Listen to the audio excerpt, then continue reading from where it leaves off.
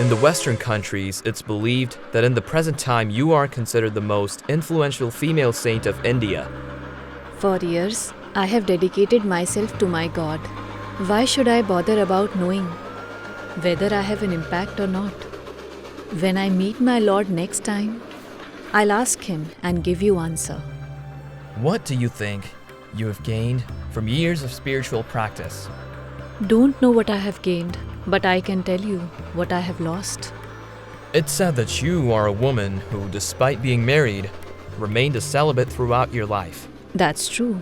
I have observed the vow of celibacy throughout my life. I have always seen men either as son or father, and my husband has been my most beloved son. मैं ध्यान में थी. आपको नहीं आना चाहिए था इस समय मेरे कमरे में. अपनी पत्नी के पास ही तो गया था. कुछ गलत किया क्या मैंने? सांसारिक नजरों से कुछ गलत नहीं किया, लेकिन मेरी नजरों से पाप किया. मैं विवाहिता होने के बाद भी मैं अपना ब्रह्मचर्य भंग नहीं कर सकती. आप चाहें तो दूसरा विवाह कर लें, मुझे कोई आपत्ति नहीं होगी.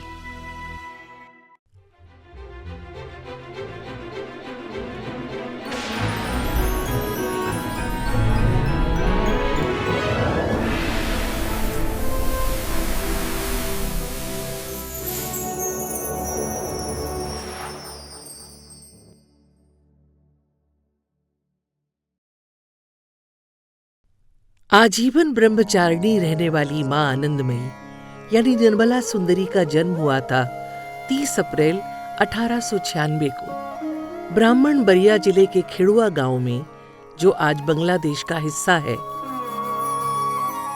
इनके पिता का नाम था बिपिन बिहारी और मां थी मोक्षदा सुंदरी भट्टाचार्य. कहते हैं जब मां आनंदमयी अपनी मां की कोख में थी तो उनको अक्सर सपने में साधु संतों के दर्शन हुआ करते थे. इसीलिए निर्मला में अगर बचपन से ही वैराग्य की भावना थी तो माँ बाप को कोई आश्चर्य नहीं हुआ. 13 साल की उम्र में सामाजिक दबाव के चलते इनके माँ बाप ने इनका विवाह करा तो दिया, पर ससुराल नहीं भेजा और कह दिया कि वो बड़ी हो जाएंगी तब भेज देंगे. जब आनंदमयी 18 की हुई तो उन्हें ससुराल भेजा गया, पर वो तब तक प्रभु की भक्ति में इतना आगे जा चुकी थी कि उनका वैवाहिक बंधनों में रहना असंभव हो गया. 13 साल की थी निर्मला जब ब्याह हुआ था तेरे से. कम नहीं होती 13 साल की उम्र. उसके बाबा ने बोला था अभी लड़की नहीं भेजेंगे, बाद में बड़ी हो जाएगी तो भेजेंगे. देखो तो क्या भेजा है. हमेशा ध्यान भजन घर गृहस्थी में मन ही नहीं लगता उसका. और ये जो सब तूने बताया वो हरे राम हरे राम. ये सौंदेश है दादा, कल ही बनाया था, और खीर भी. ऐसी होती हैं भला घर की बहुएं. तेरे दादा नहीं हैं आज इस दुनिया में, फिर भी सब कुछ कैसे संभालती हैं देखो. और एक तेरी बहू है जो. दादा, माँ ने सब बताया मुझे. हूँ तो आपकी बौदी, पर बहन समझकर कहती हूँ.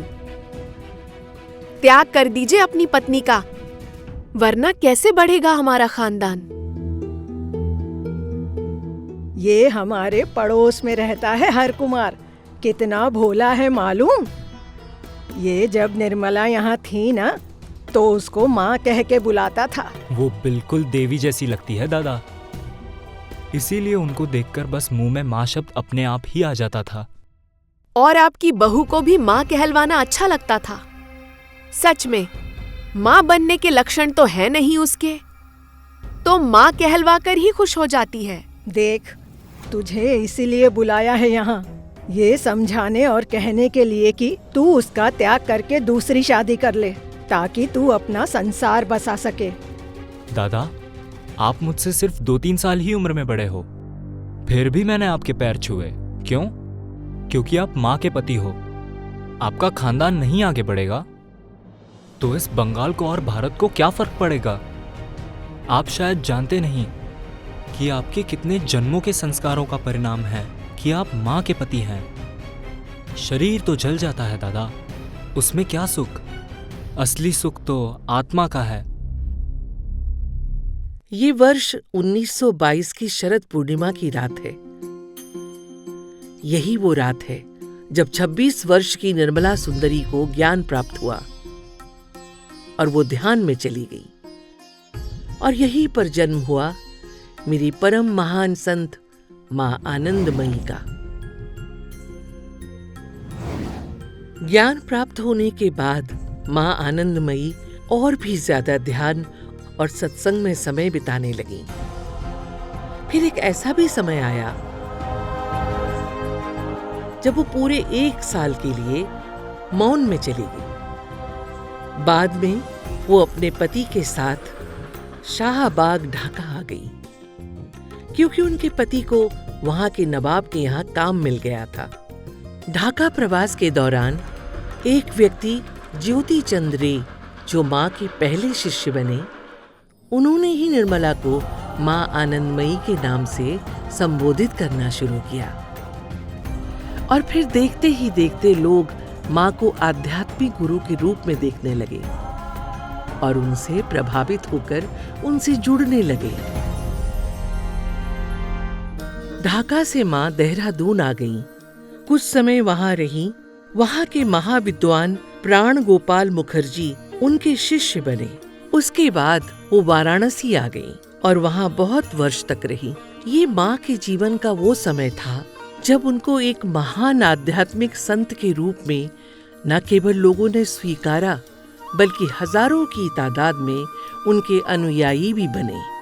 वाराणसी में गवर्नमेंट संस्कृत कॉलेज के प्रिंसिपल त्रिगुण सेन और प्रसिद्ध नृत्य कलाकार उदय शंकर और उनके छोटे भाई प्रसिद्ध सितार वादक रविशंकर भी उनके शिष्य हो गए। इसी दौरान मां ने वाराणसी में आनंदमयी संघ की भी स्थापना की। उन्होंने अपने जीवन में यात्राएं भी बहुत की और दक्षिण भारत की यात्रा के दौरान श्री रंगम जैसे महान मंदिरों द्वारा उनका स्वागत किया गया।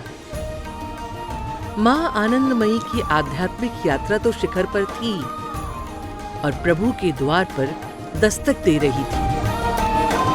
उन्हें ऐसी सिद्धियां प्राप्त हो चुकी थी जिसके चलते वो कभी भी अपने प्राण छोड़कर स्वयं को निष्क्रिय बना लेती थी।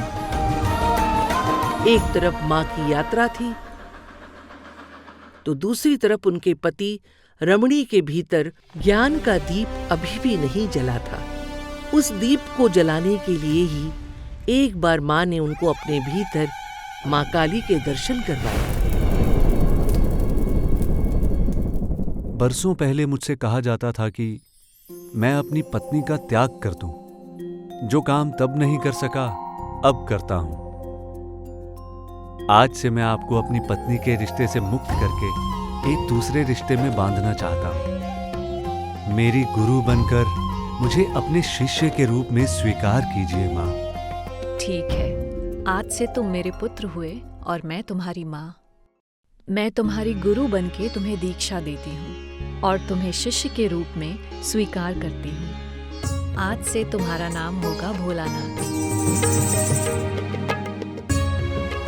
तुम्हें उत्तरकाशी जाना होगा भोलेनाथ। वहाँ आश्रम में जाकर रहना होगा और काली मंदिर में रहते हुए माँ की सेवा भी करनी होगी। इससे तुम्हारे भीतर भाव और ध्यान दोनों का विकास होगा। मेरा आशीर्वाद है। जैसा आपका आदेश मां। मां आनंदमयी ने मेरे आंगन के कोने कोने की यात्राएं की, जिसमें वो एक से एक महान विचारकों और संतों से मिली, जैसे स्वामी अखंडानंद, स्वामी क्रियानंद, परमहंस योगानंद इत्यादि। परमहंस योगानंद जी ने अपनी और आनंदमयी मां की मुलाकात का वर्णन अपनी सुप्रसिद्ध किताब ऑटोबायोग्राफी ऑफ अ योगी में बहुत सुंदर ढंग से किया है। आनंदमयी मां एक खुली कार में थी और लगभग 100 शिष्यों को आशीर्वाद दे रही थी। मुझे देखते ही वो कार से उतरकर सीधा मेरे पास आ गई और बोली, फादर आप आ गए। ऐसा कहते हुए उन्होंने अपना हाथ मेरी गर्दन पे रखा और अपना सर मेरे कांधे पे। फिर मेरा हाथ पकड़ के मुझे अपनी कार में बिठाया और बोली, फादर पहली बार आपसे मिल रही हूं, जल्दी मत जाइएगा। हम कार की पिछली सीट पर बैठे थे। आनंदमयी मां जल्दी ही परम अवस्था में प्रवेश कर गई। उनकी सुंदर आंखें मानो स्वर्ग को देख रही थी। उनका सौम्य दिव्य चेहरा अवर्णनीय आनंद से चमक रहा था। उन्होंने दूर चुपचाप खड़े एक सफेद दाढ़ी वाले सुंदर व्यक्ति की तरफ इशारा किया और बताया कि वो उनके पति और प्रमुख शिष्य हैं, भोला। मैंने भारत में ईश्वर को पाने वाले कई लोगों को देखा है, लेकिन इससे पहले मैं ऐसी महिला महान संत से कभी नहीं मिला था। ये ठीक ही हुआ कि उन्हें मां आनंदमयी नाम दिया गया। ऐसे और भी संत रहे हैं जिन्हें मां की सौम्यता और निश्चलता ने हमेशा प्रभावित किया है, जैसे कि स्वामी अखंडानंद। ये सब आपके लिए है स्वामी जी। मेरे लिए? ये सब भला मेरे किस काम का? तो फिर मुझे दक्षिणा के रूप में स्वीकार कर लीजिए। आज तो मैं वो पा लिया जो जन्मों जन्मों के आशीर्वाद से मिलता है।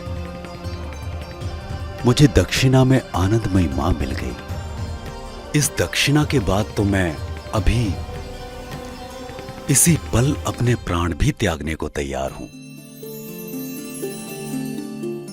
आनंदमयी की इसी दिव्यता, सौम्यता, आध्यात्मिक तेज, साधना और पवित्रता का ही परिणाम था कि वो जिस प्रदेश या स्थान में जाती, वहां उन्हें उसी प्रदेश की देवी के नाम से पुकारा जाता।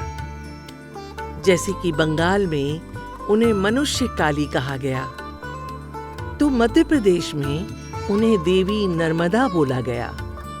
मदुरई में उन्हें अगर मीनाक्षी देवी के नाम से संबोधित किया गया, तो पंजाब में उन्हें पवित्र गुरु ग्रंथ साहिब जैसा सम्मान मिला। यही 1938 का साल था जब हरिद्वार में कुंभ का आयोजन होना था। उसी दौरान मां, जो उत्तर काशी में थी, उन्हें पता चला कि भोलानाथ की तबीयत काफी खराब रहने लगी है। इसीलिए वो उनकी सेवा करने के लिए पति के पास हरिद्वार आ गई। 14 अप्रैल 1938 को जब हरिद्वार में कुंभ का आयोजन शुरू हुआ था, भोलानाथ ने स्नान किया, ध्यान किया, लेकिन दोपहर होते होते उनकी तबीयत खराब हो गई। जाने का समय आ गया माँ। आपको मेरी वजह से बहुत कष्ट हुआ ना? ये क्या बोल रही हो माँ? अरे मैं तो तर गया। मेरे तो जीवन का कल्याण हो गया आपके कारण।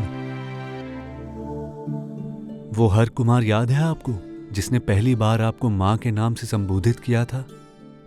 उसने मुझसे कहा था कि ये मेरे कई जन्मों का पुण्य प्रताप है जो मुझे पत्नी के रूप में आप मिली। एक साधारण से इंसान रमणी को आपने भोलेनाथ साधु बना दिया, प्रभु के दर्शन करवा दिए। प्रभु आपकी यात्रा मंगलमय करें। मां ने आजीवन जिन 5 बातों पर लोगों को ज्ञान दिया, या जिन्हें हम मां की टीचिंग्स कहते हैं, उनमें से पहली थी लव एंड डिवोशन। मां की दूसरी टीचिंग थी आत्म साक्षात्कार, यानी सेल्फ रियलाइजेशन। तीसरी बात वो कहती थी, इंसान को सिंपल और विनम्र होना चाहिए, इससे वो ईश्वर को बड़ी आसानी से पा सकता है। उनकी चौथी टीचिंग थी लोगों के प्रति समभाव रखना, जिससे हम कंपैशन कहते हैं। अपनी इन्हीं टीचिंग्स को, इसी ज्ञान को वो जीवन भर बांटती रही और 27 अगस्त 1982 को किशनपुर, देहरादून, उत्तराखंड में 86 साल की उम्र में माँ ने अपना शरीर त्याग करके निर्वाण प्राप्त किया।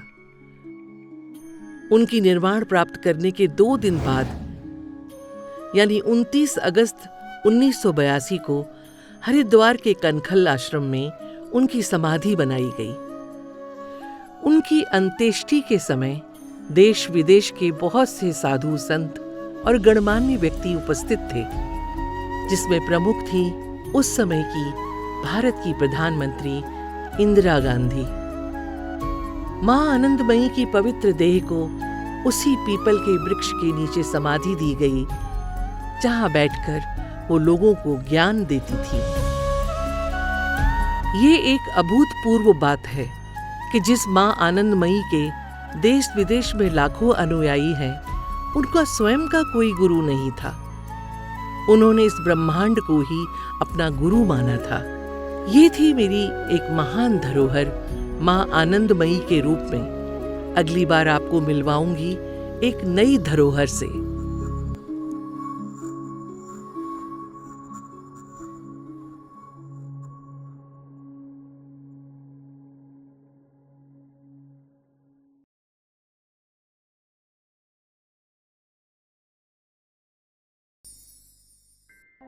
So you are refusing to accept a degree from such a prestigious college, Calcutta Scottish. Why? I'm not refusing, but yes, you can say I'm not accepting it. Why are you doing this? Influenced by Mr. Gandhi? I have my own mind, sir. While I'm certainly influenced by Gandhiji, but he's not my idol. Can we understand that you hate us? I don't hate you people, sir, but I respect my country's honor.